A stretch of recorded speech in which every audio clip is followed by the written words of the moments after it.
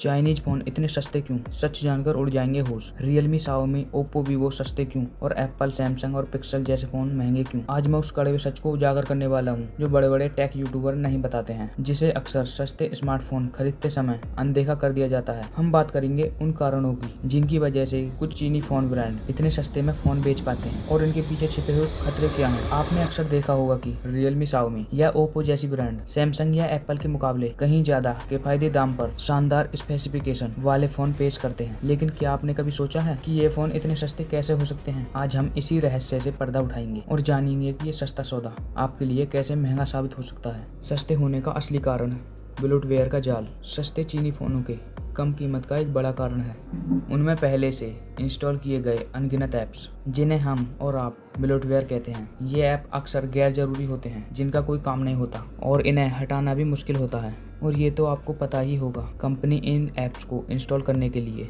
App developer से पैसे लेते हैं। यह एक तरह की साझेदारी होती है जहां फोन कंपनी को रेवेन्यू मिलता है और बदले में इन ऐप्स का आपके फोन पर बोझ पड़ जाता है। सिर्फ बोझ ही नहीं, इनमें से कई ऐप बैकग्राउंड में चलते रहते हैं, आपका डेटा इस्तेमाल करते हैं और बैटरी भी खर्च होती है। और सबसे खतरनाक बात, आपकी निजी जानकारी को भी एक्सेस कर सकते हैं। कल्पना कीजिए आपके फोन में एक ऐसा न्यूज ऐप है जो पहले से ही इंस्टॉल्ड है, जिसे आपने कभी खोला भी नहीं, लेकिन वह लगातार आपकी ब्राउजिंग हिस्ट्री या लोकेशन डेटा को एक्सेस कर रहा है। डेटा सुरक्षा का गंभीर खतरा।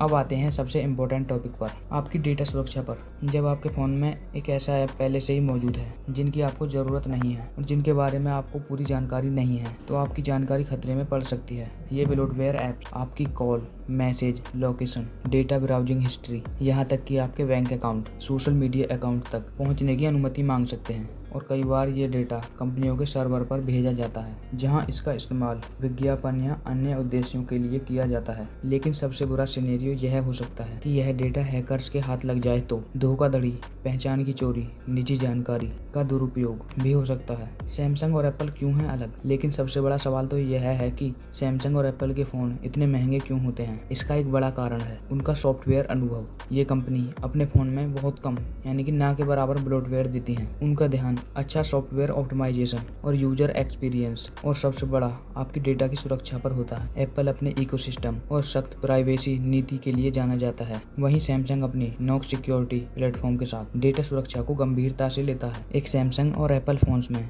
सिर्फ वही ऐप मिलेंगे जिनकी आपको वास्तव में ज़रूरत है, जबकि एक सस्ते चीनी फ़ोन में दर्जनों ऐसे ऐप्स हो सकते हैं जिनके बारे में आपने कभी सुना भी नहीं होगा। तो दोस्तों, अगली बार जब आप एक सस्ता फ़ोन खरीदने की सोचें तो सिर्फ स्पेसिफिकेशन पर ही ध्यान मत देना। और यह सिर्फ एक आम राय नहीं है। अगर आप दुनिया के सबसे अमीर और प्रभावशाली लोगों की जीवन शैली पर नज़र डालते हैं तो आपको एक दिलचस्प पैटर्न दिखाई देगा। माइक्रोसॉफ्ट के सह संस्थापक बिल गेट्स को ही देख लीजिए। टेक्नोलॉजी की दुनिया के बादशाह होने के बावजूद भी उन्हें अक्सर सैमसंग के प्रीमियम स्मार्टफोन का इस्तेमाल करते हुए देखा गया है। ऐसा क्यों? क्योंकि सैमसंग भी अपनी सुरक्षा और प्राइवेसी फीचर्स पर काफ़ी जोर देता है और एक ऐसे व्यक्ति के लिए जिसकी हर डिजिटल गतिविधि पर दुनिया की नज़र रहती है। एक और बड़ा उदाहरण ले लीजिए, भारत के सबसे अमीर व्यक्ति मुकेश अंबानी और उनके परिवार के सदस्य भी अक्सर एप्पल के फ़ोन का इस्तेमाल करते हुए देखे जाते हैं। उनके पास न सिर्फ अपार संपत्ति है, बल्कि उनकी बिजनेस और व्यक्तिगत जानकारी भी